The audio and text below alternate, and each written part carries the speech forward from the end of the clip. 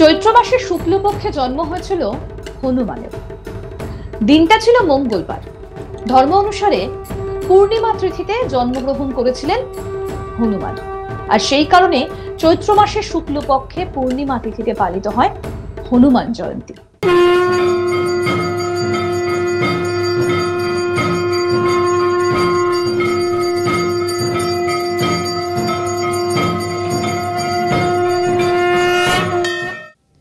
হনুমানের জন্ম নিয়ে নানা কাহিনী বর্ণিত হয়েছে।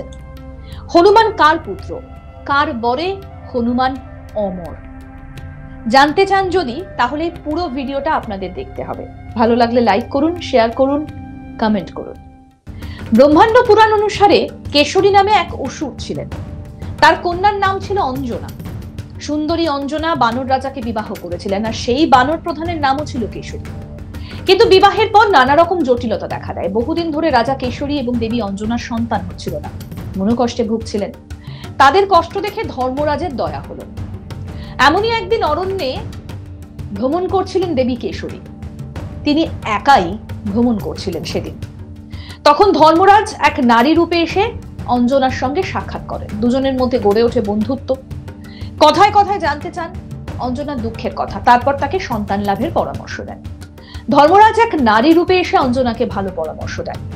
তিনি তাকে পবন দেবের আরাধনা করতে বলেন, আর তার কথা শুনে অঞ্জনা আরাধনা শুরু করেন। কথিত আছে, বহু বছর তপস্যা করে পবন দেবের কৃপা পান। তারপর পবন দেবের কৃপায় অঞ্জনার গর্ভে জন্ম নেন হনুমান। সেই কারণেই হনুমান পবন পুত্র নামেও পরিচিত। হনুমানের জন্ম রহস্য তো আপনাদেরকে বলবই, আর কি কি কাহিনী রয়েছে। তবে আপনাদের নিশ্চয়ই কোথাও না কোথাও মনে হয় যে যমরাজ মৃত্যুর দেবতা, তার কি কাহিনী রয়েছে? যমরাজকে আসলে দেখতে কেমন?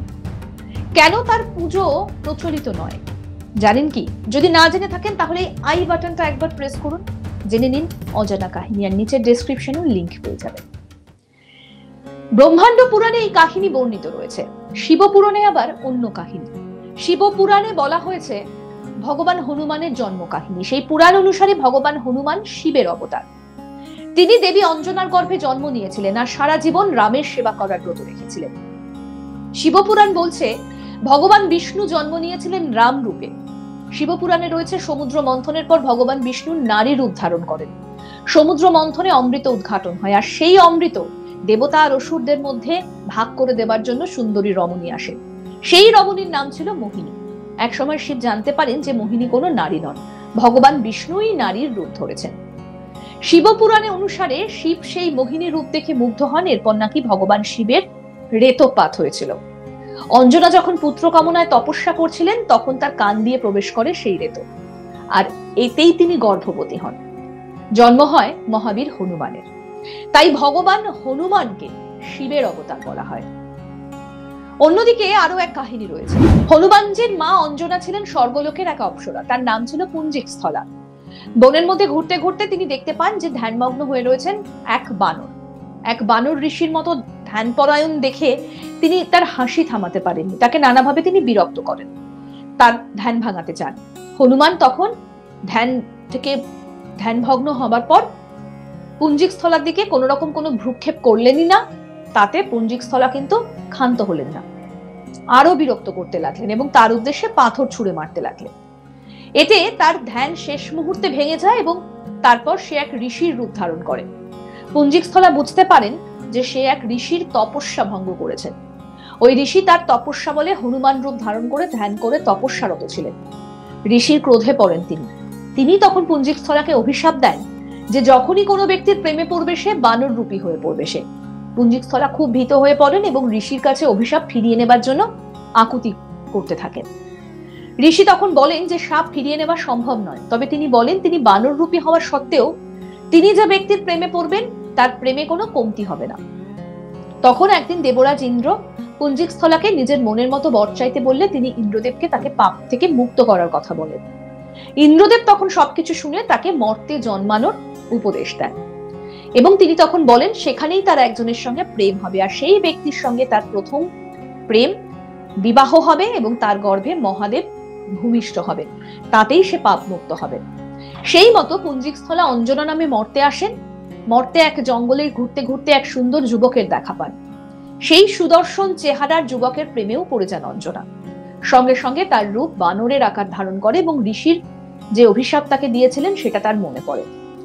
সেই সময় অঞ্জনা তার রূপ লুকিয়ে নেয় এবং বলেন সে অত্যন্ত কুৎসিত। তারপর অঞ্জনা লক্ষ্য করে যে সেই সুন্দর চেহারার যুবকও বানর রূপী। যুবক তখন বলে যে সে বানররাজ কেশরী, তার ইচ্ছে অনুসারে মনুষ্যরূপ সে ধারণ করতে পারে। এইভাবে একে অপরের সঙ্গে প্রথমে পরিচয়, তারপর প্রেম এবং শেষে বিবাহ বন্ধনে তারা আবদ্ধ হন। অনেকদিন তারা সন্তান সুখ থেকে বঞ্চিত ছিলেন। তারপর মাতঙ্গ ঋষির আশ্রমে তারা যান তাদের সন্তান লাভের আশায়। মাতঙ্গ ঋষি অঞ্জনাকে নারায়ণ পর্বতে 12 বছর উপবাস থেকে তপস্যা করতে বলেন। এইভাবে দীর্ঘ তপস্যার পর 12 বছর পর অঞ্জনা গর্ভবতী হন। বায়ু তার তপস্যায় খুশি হয়ে তাকে বর প্রদান করেন যে তার অগ্নি, সূর্য, সুবর্ণ, বেদ এবং বেদাঙ্গে জ্ঞানী সন্তান তার গর্ভে জন্ম নেবে। তার তপস্যাতে প্রসন্ন হয়ে একবার মহেশ্বর তার সামনে উপস্থিত হয়ে তাকে বর চাইতে বলেন। অঞ্জনা মহেশ্বরের কাছে অনুরোধ করেন যে মহেশ্বর যদি তার গর্ভে সন্তান হয়ে জন্মগ্রহণ করেন তবেই তার শাপ মুক্তি ঘটবে। তখন মহেশ্বর তার সেই বরই প্রদান করেন এবং তার অবতারী হনুমান রূপে অঞ্জনার গর্ভে আসে এবং জন্মগ্রহণ করে। এছাড়াও আরো একটা কাহিনী প্রচলিত রয়েছে, সেটা হলো যে রাজা দশরথ যজ্ঞ করে অগ্নিদেবতার কাছ থেকে পেয়েছিলেন পুত্রদায়ী পায়েস। এই পায়েস রানী কইকেয়ী যখন খেতে যাচ্ছিলেন তখন একটি শকুন এসে পায়েস ছিনিয়ে আকাশে উড়ে যায়। অন্যদিকে অঞ্জন তপস্যায় তখন ব্যস্ত। দেবী অঞ্জনার তপস্যা ভগবান শিব তুষ্ট হন। তিনি দেবী অঞ্জনাকে দর্শন দিয়ে বলেন একাদশ রুদ্রের একটি রুদ্র হয়ে জন্ম নেবেন তিনি। এরপর ভগবান শিবকে পুত্র হিসেবে পেতে অঞ্জনা পবনদেবের তপস্যা করেন। তপস্যায় তুষ্ট হন পবনদেব। এমন সময় সেই শকুন পায়েস নিয়ে উড়ে যাচ্ছিল। সেই পায়েসের বাটি ফসকে গিয়ে অঞ্জনার কাছে এসে পৌঁছয়। সেই পায়েস গ্রহণ করেন দেবী অঞ্জনা। তারপর তিনি গর্ভবতী হন এবং পুরাণ অনুসারে হনুমানের জন্ম হয়েছিল দেবী অঞ্জনার গর্ভে। আর সেই যে অর্থাৎ রাজা দশরথ তার পুত্র লাভের জন্য যে তপস্যা করেছিলেন, সেই তপস্যায় যে পায়েস পেয়েছিলেন, সেই পায়েসের কিছুটা অংশ চলে যায় অঞ্জনার কাছে। আর তারপরই জন্ম হয় হনুমানের।